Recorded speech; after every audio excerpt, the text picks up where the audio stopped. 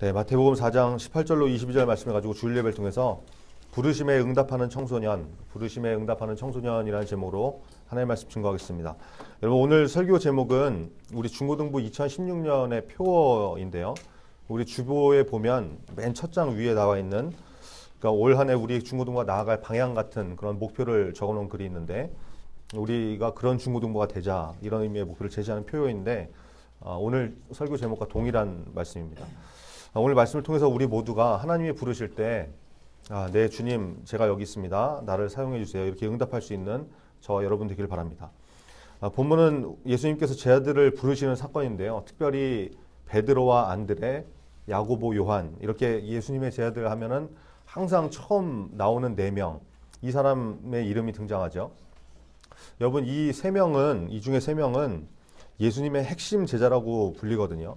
그러니까 예수님께서 변화산 사건, 그 변화산 기도를 하실 때 데려갔던 제자들, 그리고 또 회당장 야이로의 딸을 살리실 때 데리고 들어갔던 특별한 제자들, 이런 제자들이 있었는데 그 3명이 여기 다 포함되는 사람들이에요.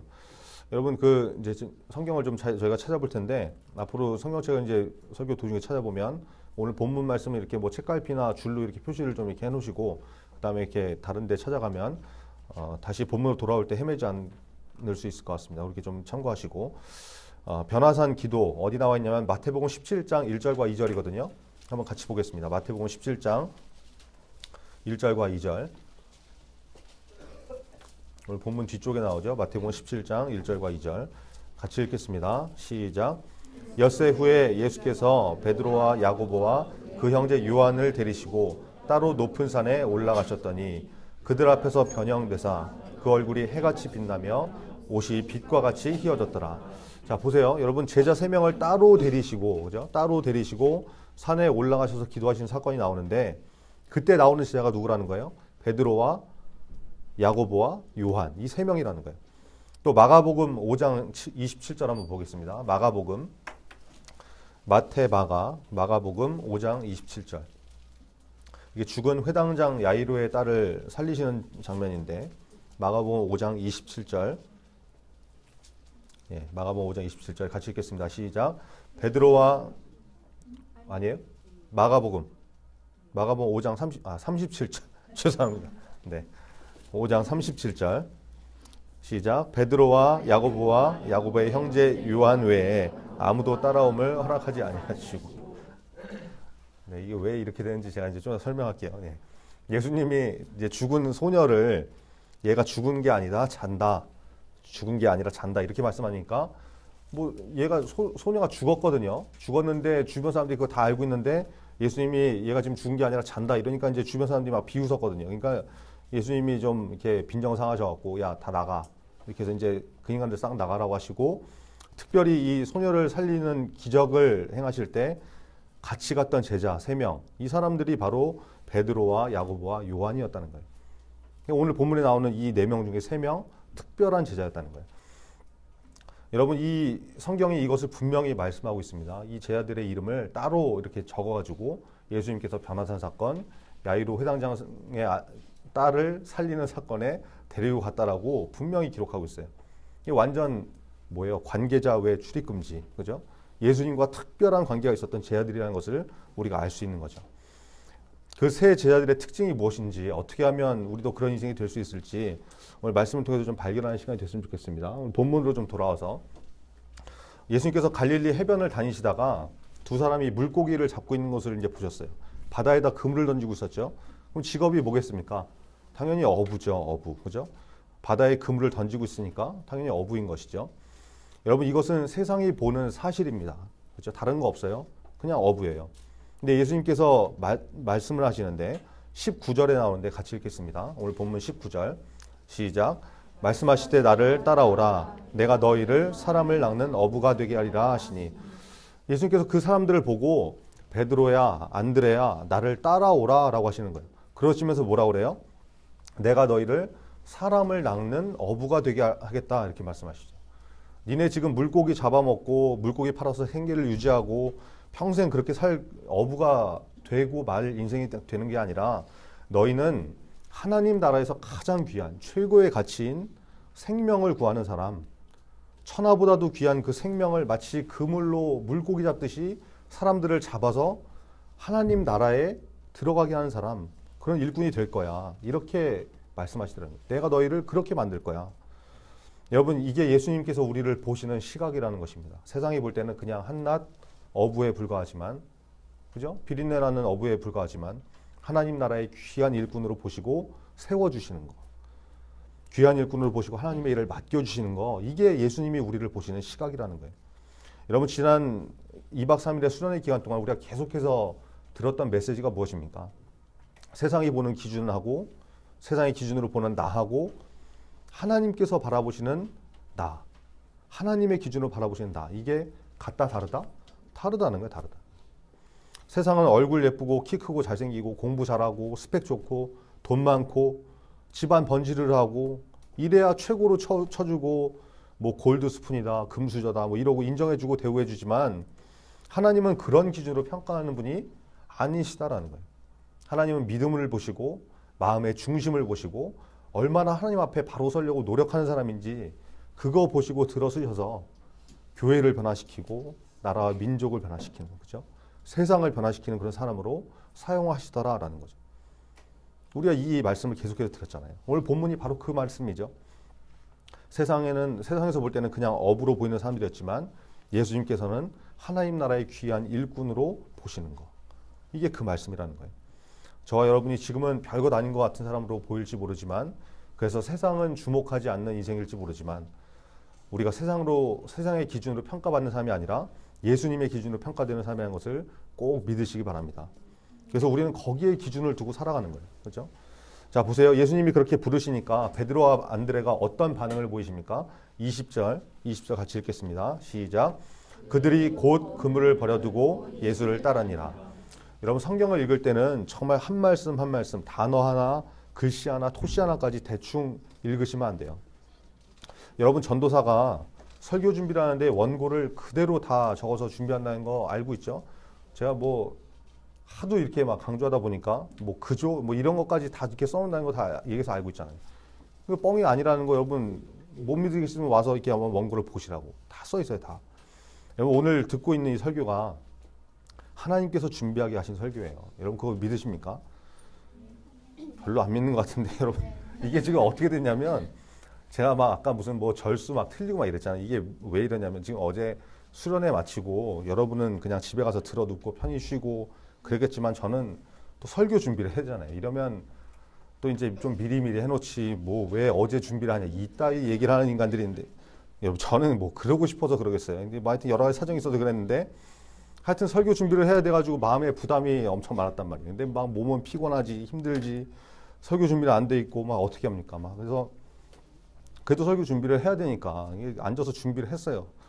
근데 그 뭐 붙들고 앉아 있는다고 이게 뭐 설교가 나오나? 이게 본문 읽고 묵상하고 자료 찾고 이러다가 시간은 계속 흘러가고, 아 너무 피곤해가지고 야 이거 안 되겠다 하고 잠깐 이렇게 의자 이렇게 기대해 있는데 잠이 들어버린 거예요. 잠이.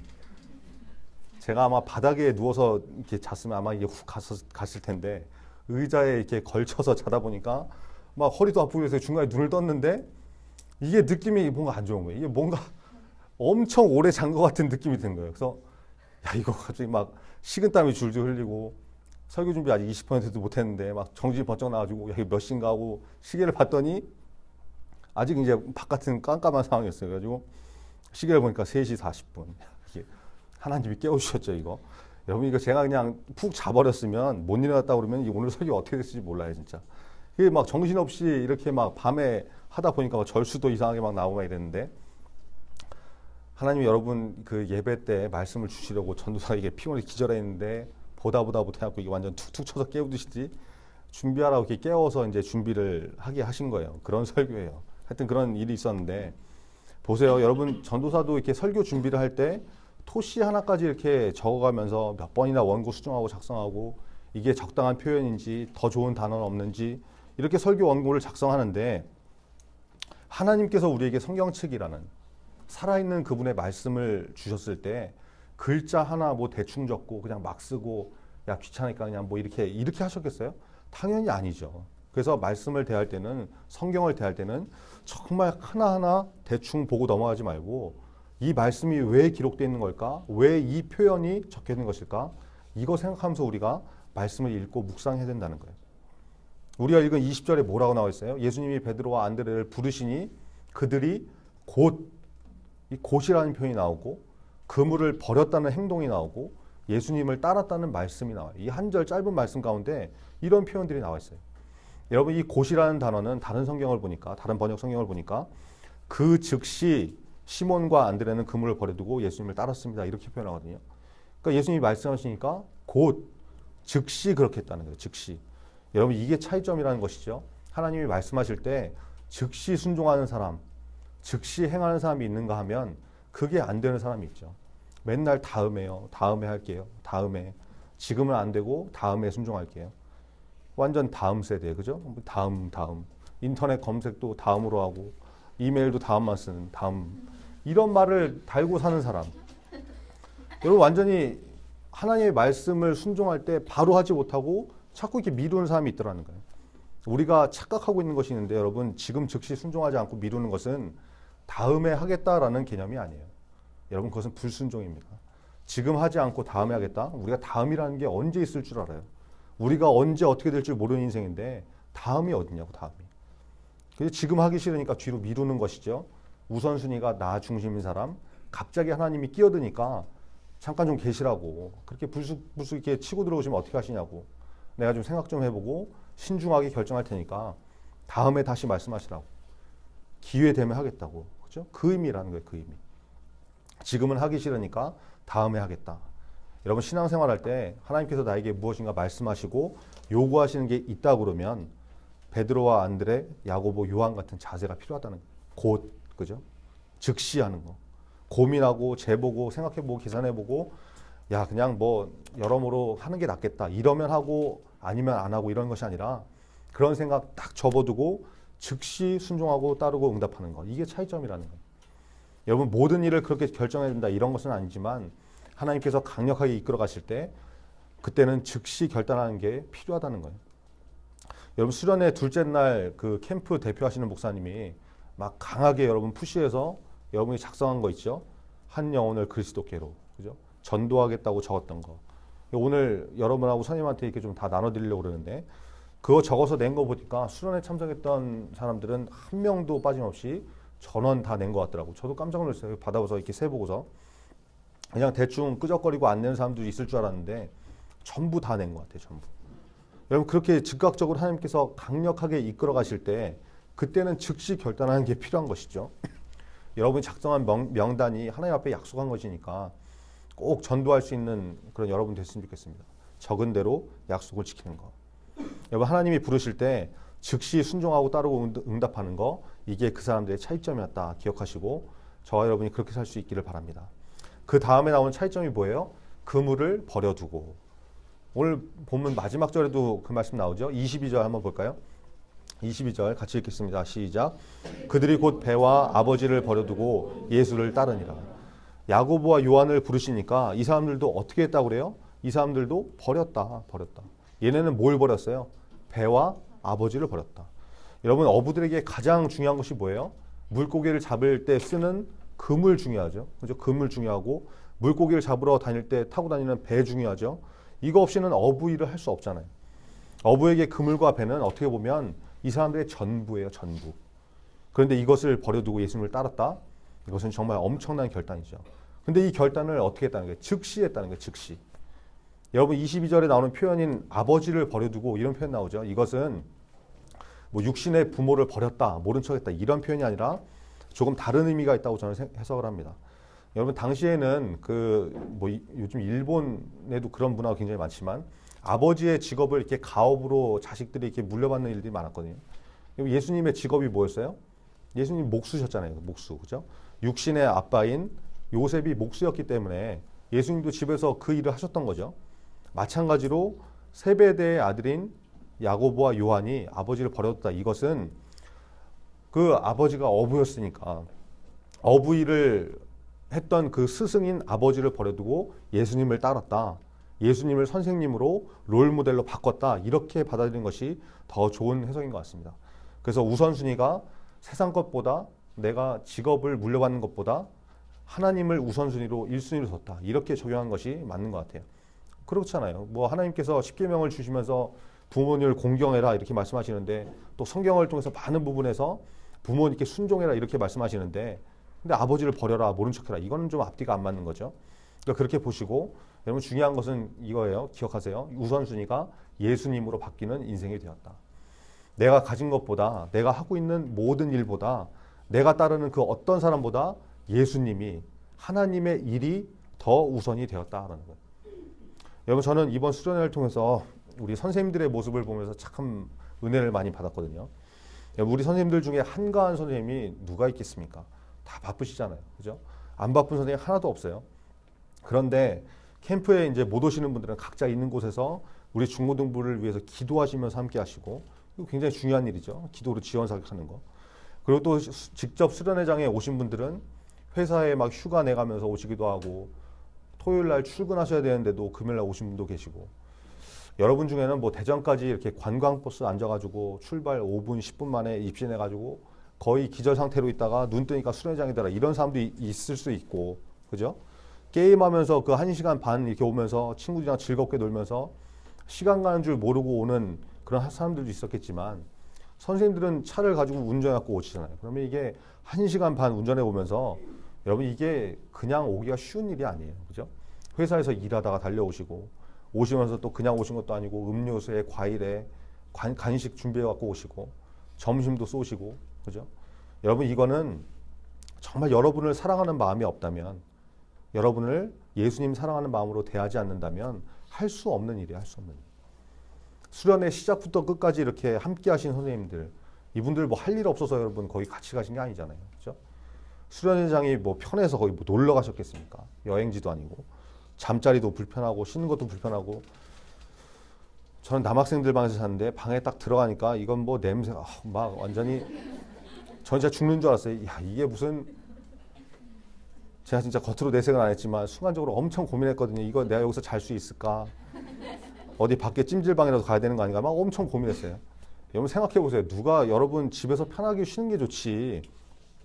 거기 가서 남의 발냄새 맡으면서 뭐 이 중일들 막 지들끼리 막 놀다 밀려가지고 지들끼리 뭐 밀당을 하는지 밀고 땡기고 그러다가 막 저쪽으로 막 밀려와가지고 저를 막 툭툭 치고 막 이러는데 그런 데서 자고 싶겠냐고요. 그죠?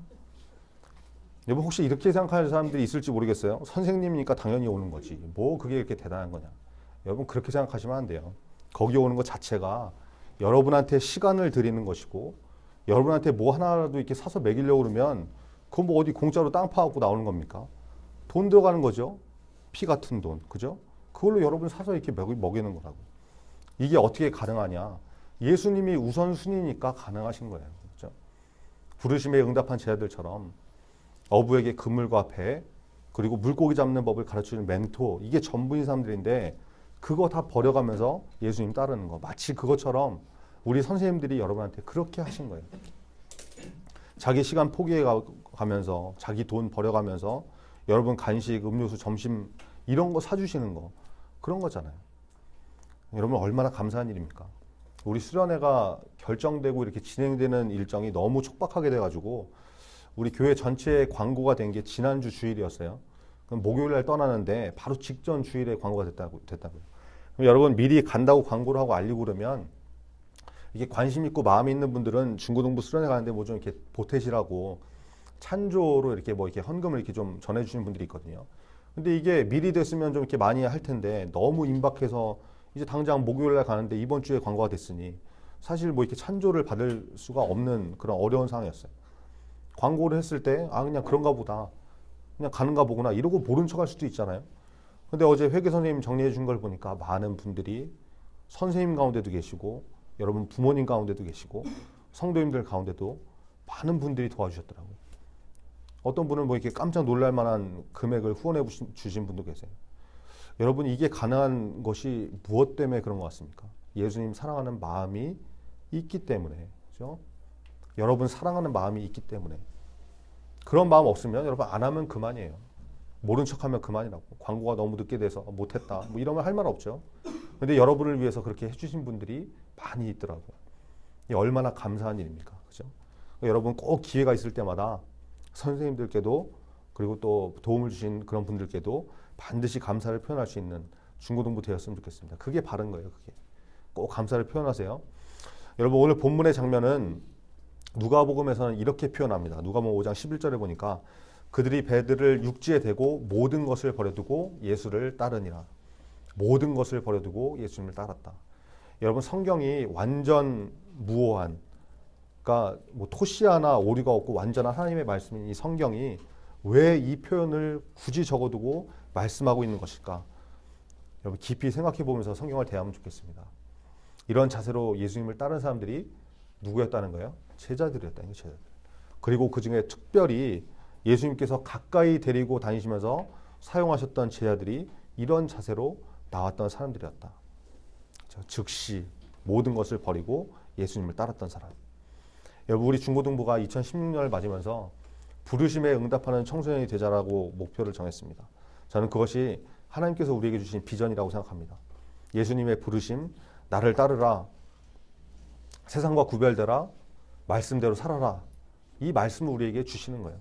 그럴 때 오늘 본문에 나오는 제자들의 모습처럼 예수님께서 특별히 데리고 다니신 만큼 귀하게 여기셨던 그 제자들처럼 말씀하면 즉시 곧바로 순종할 줄 아는 사람, 그리고 내가 붙들고 있는 것을 그냥 놓아가면서 버리고 포기하면서까지 예수님 따를 수 있는 사람, 그게 하나님을 의지하는 인생입니다. 그런 저와 여러분이 다 될 수 있기를, 그런 2016년 한 해가 되기를 간절히 바랍니다. 기도하겠습니다.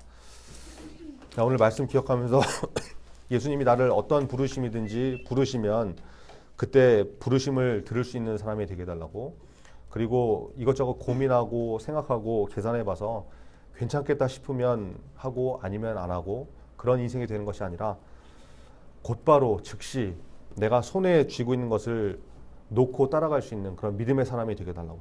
특별히 2016년에는 해외 단기 선교도 있는데 그 부르심에 응답할 수 있는 중고등부가 다 되게 해달라고 오늘 말씀 기억하면서 우리 다 같이 기도하겠습니다. 아버지 하나님,